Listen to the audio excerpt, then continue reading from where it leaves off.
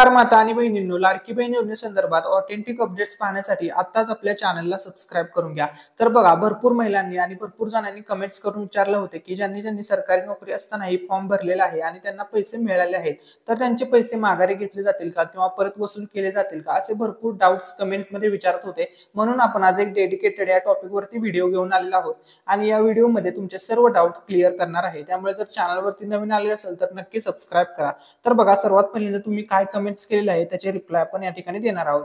तर बघा, या ठिकाणी महत्त्वाची कमेंट आहे, लाडकी बहीण योजनेची नीट जर गव्हर्नमेंटने चौकशी केली तर निम्म्यापेक्षा जास्त महिलांचे अर्ज बाद होतील। योजना चांगली आहे, पण खरंच ज्यांना गरज आहे त्यांनाच लाभ भेटला पाहिजे। अगदी तुमचं म्हणणं बरोबर आहे। त्याच्यानंतर नेक्स्ट कमेंट आहे, सरकारी नोकरीला असलेल्या महिलांनी सुद्धा फॉर्म भरले आहेत आणि त्यांना सुद्धा पैसे आलेले आहेत। तर बघा, आता याच्यावरती जो काही डिसिजन असेल तो पूर्णपणे गव्हर्नमेंटचा असेल। आता याच्यावरती गव्हर्नमेंट काय ऍक्शन घेते हे आता आपल्याला पुढील काही दिवसामध्ये समजेल।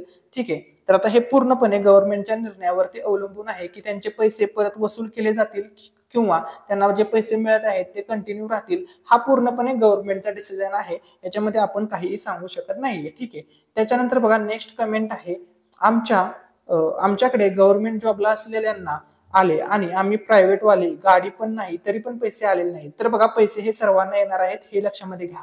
ज्यांचे फॉर्म हे अप्रूव्ड होणार आहे, तुमचे डॉक्युमेंट्स वगैरे सर्व गोष्टी क्लिअर असतील तर तुम्हाला 100% पैसे मिळणार आहेत। फक्त तुमचा फॉर्म अप्रूव्ह झालेला पाहिजे आणि तुमचं जे बँक अकाउंट आहे, सर्वात महत्त्वाचं ही गोष्ट लक्षामध्ये घ्या, तुमचं जे बँक अकाउंट आहे त्याच्यासोबत तुम्ही आधार कार्ड लिंक आहे का हे चेक करा।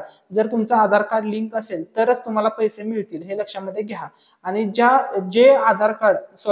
जे बँक अकाउंट तुमच्या आधार कार्ड सोबत लिंक असेल त्याच अकाउंट वरती पैसे येतील। जरी तुम्ही फॉर्म भरताना दुसरे अकाउंट दिलेले असेल तरी सुद्धा त्या अकाउंट वरती पैसे येणार नाही। जे अकाउंट तुमचं आधार कार्डला लिंक आहे, कारण की हे जे पैसे असतात हे डीबीटी मार्फत ट्रान्सफर होतात, त्यामुळे जे बँक अकाउंट तुमच्या आधार कार्डला लिंक आहे त्याच अकाउंट वरती तुम्हाला पैसे मिळणार आहेत।